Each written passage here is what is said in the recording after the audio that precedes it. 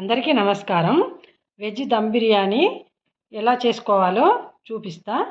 ఇది అన్నీ వెజ్ వేస్తాం కాబట్టి పిల్లలకు మంచిది. వట్టే పెడితే తినరు కాబట్టి ఇట్లయితే తింటారు. ఇట్లా ట్రై చేసి చూడండి.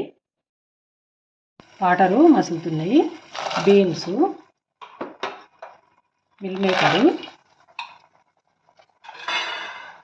ఆలుగడ్డ, అది క్యారెట్ కొంచెము హాఫ్ బాయిల్ చేసుకోవాలి. హాఫ్ బాయిల్ చేసుకొని తీసేసుకోవాలి. ఎందుకంటే మళ్ళీ తర్వాత రైస్లో కూడా ఉడుకుతుంది కాబట్టి హాఫ్ బాయిల్ చేసుకోవాలి. కొంచెం సాల్టు, పసుపు వేసుకోవాలి. వేసుకొని హాఫ్ బాయిల్ అయింది, స్టవ్ ఆఫ్ చేసుకోవాలి. చిన్న వెజిటేబుల్, వేడి నీళ్ళు పోసి నానబెట్టుకున్న బఠానీ,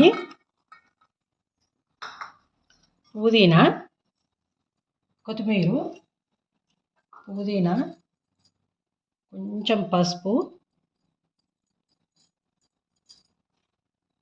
తగినంత సాల్టు, ఒక స్పూను మిరప్పొడి, కారం పొడి, ఒక 4 పచ్చిమిరపకాయలు, కొంచెం గరం మసాలా, ధనియాల పొడి, జీరా పొడి, కొంచెం ఆయిలు, ఒక టేబుల్ స్పూన్ నెయ్యి,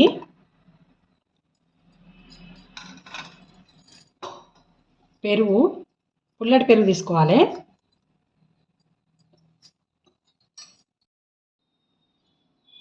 ఫ్రై చేసి పెట్టుకున్న ఆనియను, అల్లం వెల్లిగడ్డ పేస్టు, ఇవి బగారా ఆకు, 5 ఇలాచీలు, 5 లవంగాలు, ఒకటి చెక్క, ఒకటి పువ్వు, ఇవి మంచిగా కలుపుకోవాలి మిక్సీ అయ్యేటట్టు.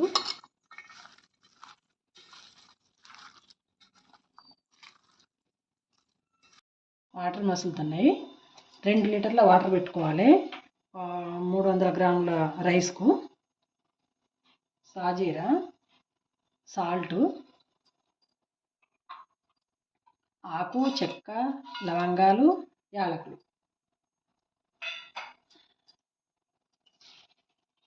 కడిగి పెట్టుకున్న రైసు, బాస్మతి రైసు,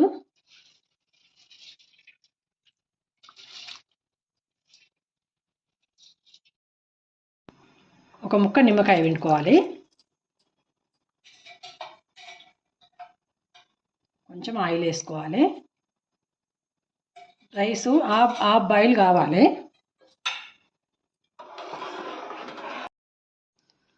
ఇవ్వండి, హాఫ్ కన్నా కొంచెం ఎక్కువ ఉడకాలి, కొంచెం పలుకు ఉండాలి. ఎట్లా అంటే రైస్ అయింది. ఇప్పుడు తీసి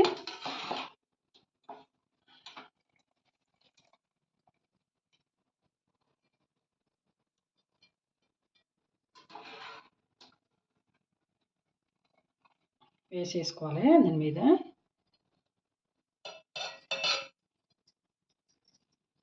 ఇవి వాటర్ తీసేసి మొత్తం వేసేసుకోవాలి.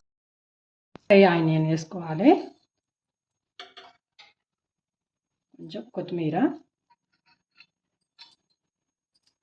నెయ్యి వేసుకోవాలి పైనుంచి.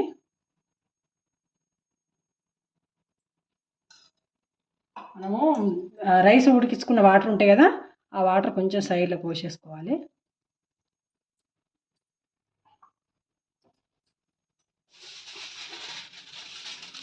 పేపర్ పెట్టేసుకొని మూత పెట్టేసుకొని దీనిపైన సిల్వర్ పేపర్ వేసుకొని మూత కొంచెం టైట్గా పెట్టుకోవాలి. ఒక 10 మినిట్స్ హై ఫ్లేమ్లో పెట్టుకోవాలి. 10 మినిట్స్ సిమ్లో పెట్టుకొని 20 మినిట్స్ అయితే అయిపోతుంది.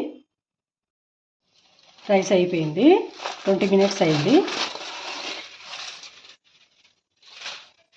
స్టవ్ ఆఫ్ చేసుకొని బౌల్లో తీసుకుందాం.